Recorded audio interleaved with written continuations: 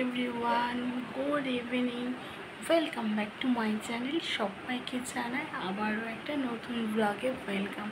আমি এখন রেডি হয়ে নিয়েছি আর এখন যাচ্ছি আমি কোথায়, কাঁদি যাব। কারণ হচ্ছে গিয়ে তোমার কিছু কেনাকাটার আছে।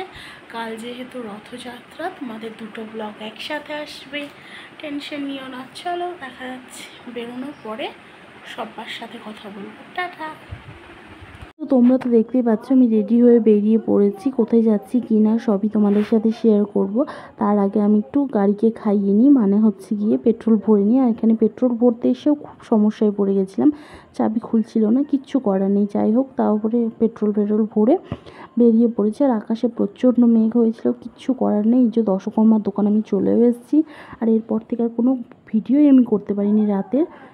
আর একদম সকালে ভিডিও দিচ্ছি, কারণ হচ্ছে গিয়ে রাতে ভিডিও করব কি, আমার হাতে প্রচণ্ড জিনিসপত্র ছিল, আমি কিচ্ছু ভিডিও করতে পারিনি তার জন্য আর কি। আর এই যে আমার পরের দিন সকাল, তার জন্য সকালবেলা উঠেই ফটফট করে আমি ঘর দুটোয় ঝাঁট দিয়ে নিয়েছি।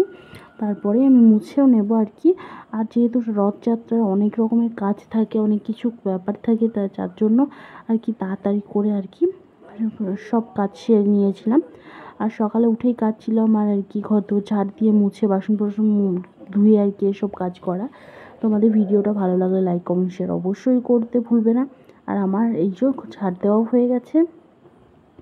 তারপরে আমি ঘরটা মুছে নিচ্ছি। কি করব বলো, তোমাদেরকে সবটা দিতে গেলে অনেকটা বড় ভিডিও হয়ে যাবে, তার জন্য কেটে মানে তাড়াতাড়ি করে দিচ্ছি। আর কার সাথে কথা বলছি আমি নিজেও জানি না। যাই হোক, ঘর মুছে নিয়েছি। আর তারপরে এই যে আমি সিঁড়িটাও মুছে নিলাম। আর আমি সব কিছু হাতে করেই মুছি, আর লাঠি খুব কমই ব্যবহার করি। আর এই যে আমি স্নান সেরে একদম জগন্নাথ দেবকে রেডি করে দিয়েছি। এই জামা তিনটে আমি কিনতে গেছিলাম কাল, আরও অনেক কিছু কিনেছি, সে তো বেশি কিছুও কিনিনি, যাই হোক এগুলোই কিনেছি। আর এই যে আমার জগন্নাথ দেব রেডি একদম। আর আমাদের ঠাকুর দেওয়ার পরে আমি আর কোনো ভিডিও করিনি, একা হাতে কোনো ভিডিও করা যায় না। তারপরে আমাদের রান্নার মেনুতে ছিল কচুর শাক, পটল ভাজা, ডাল আর মাটন, বাস আর কিচ্ছু ছিল না। আর এই যে আমাদের বাড়ি থেকে রথ বেরোচ্ছে, আমাদের বাচ্চাগুলো সব রথ বার করছে। এই যে আমাদের রথ বেরিয়ে গেছে। আর বিকেলবেলা সবাই রথে এসে নিয়ে এসেছিলো, আমরা দেখেছি। আর সবাইকে জানাই শুভ রথযাত্রা। সবার রথযাত্রা ভালো কাটুক, যোগ্য দাদা সবার ভালো করুক। সবাই ভালো থেকো, সাবধানে থেকো, সুস্থ থেকো। দেখা হচ্ছে নেক্সট ভিডিওয়। টাটা।